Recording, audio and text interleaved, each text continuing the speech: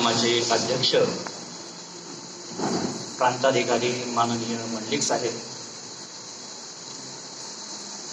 Deputy CO माननीय वांबरे साहेब, या PPM शाळेचे मुख्याध्यापक आदरणीय गवळी सर, उपमुख्याध्यापक आदरणीय काजी सर, आदरणीय सोनवणे मॅडम, राणे मॅडम, आम्ही सोनवणे मॅडम म्हणून ओळखतो त्यांना, आणि सन्माननीय व्यासपीठ, जमलेले सर्व विद्यार्थी बंधू भगिनी आणि पालक आणि शिक्षक मित्रांनो,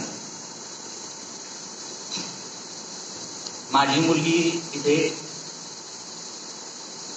बालवाडीपासून शिकत आहे.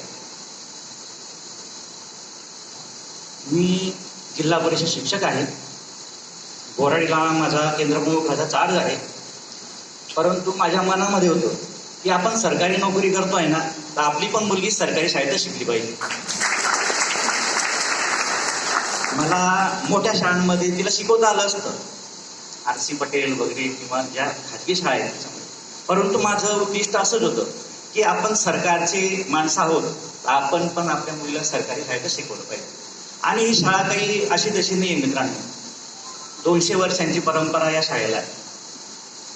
माझ्या मुलीने माझ्या काकांचा इतिहास दौरवलेला आहे.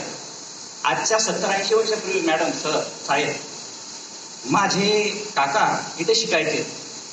आमचं गाव कुडपी आहे, परंतु त्यावेळेस अशी परिस्थिती नव्हती. माझे काका इथे खोली करून राहायचे आणि माधुरीपुरी मागून 5 घरी जायचं, भिक्षा मागायची, पोट भरायचं आणि शिक्षण करायचं.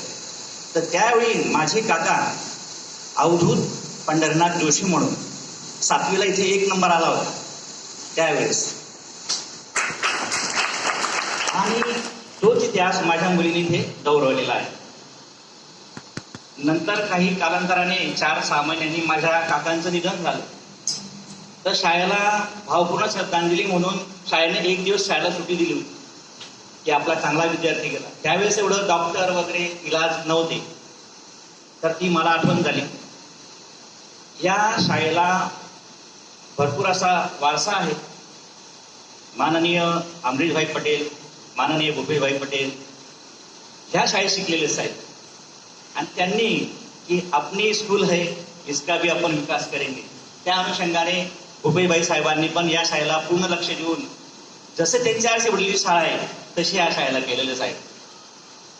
आणि इथले गुरुजन वर्ग माझ्याकडे केंद्रप्रमुखाचा चार्ज असल्यामुळे 10वी-12वीच्या परीक्षेला भेट देणं किंवा इतर जे प्रशासकीय कामं असतात त्यावेळेस यांच्याशी माझा संबंध येत असतो. तर इथले गुरुजन वर्ग, शिक्षक सर्व मार्गदर्शन चांगलं करतात आणि त्यामुळेच माझ्या मुलीला 95.20% मिळालेले आहेत. याचं सर्व गुरुजनांना आहे. तशी ती घरी 4-5 तास अभ्यास करायची, आपण फक्त लक्ष द्यायचं. कारण की केंद्रप्रमुख म्हणालं की इतर व्याप पण असतो. साहेब आमचे, मी BLO पण आहे, BLO सुपरवायझर पण आहे, आपला संबंध तहसीलच्या आपल्या विधानसभा किंवा लोकसभेच्या मिटिंगांना झालेलाच आहे.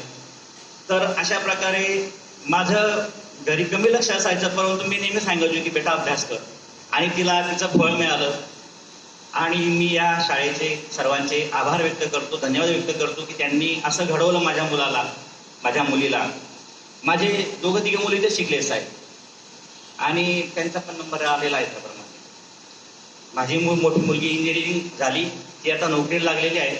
2 नंबर मुलगा मुकुंद जोशी, ज्ञानेश्वरी जोशी, मुकुंद जोशी, तो पण आता ETCला आहे, इंजिनिअरिंगला 1st इयरला.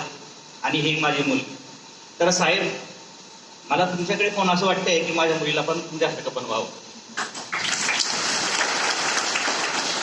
म्हणून मी तुला ग्रॅज्युएशन, पोस्ट ग्रॅज्युएशन करेल आणि तुमच्यासारखं बनवतो साहेब. मी सर्वांचा धन्यवाद व्यक्त करतो. थँक्यू.